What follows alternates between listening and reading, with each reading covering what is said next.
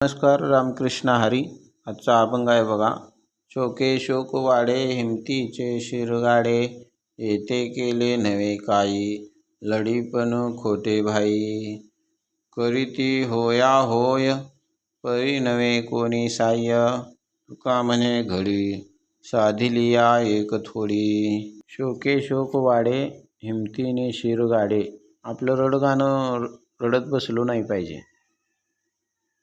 कारण सांगितलं नाही पाहिजे. आपण प्रगती करत असताना कष्ट केलं पाहिजे, मेहनत केली पाहिजे, धीर धरून हिमतीनं सगळी कामं आपली केली पाहिजेत. येथे केले नव्हे काही लढीपणा खोटे भाई. म्हणजे इथं न घडण्यासारखी कुठलीच गोष्ट नाही, सगळ्या गोष्टी घडत असतात. पण आपण भिवून बसलो तर मग काहीच होणार नाही. तुमच्या कामात सातत्य ठेवून कष्ट करत राहा. या आपल्या वारकरी मार्गात, भक्ती मार्गात प्रगती करत राहा. म्हणजे आपण आपली कामं करत राहिलं पाहिजे, भिवून बसलं नाही पाहिजे. असं करीती होया होय परी नव्हे कोणी साह्य. आपण कोणाला मदत मागितली तर होय होय करूया करूया म्हणतील, पण खरोखर कोण मदत करणार नाही. परी नव्हे कोणी साह्य.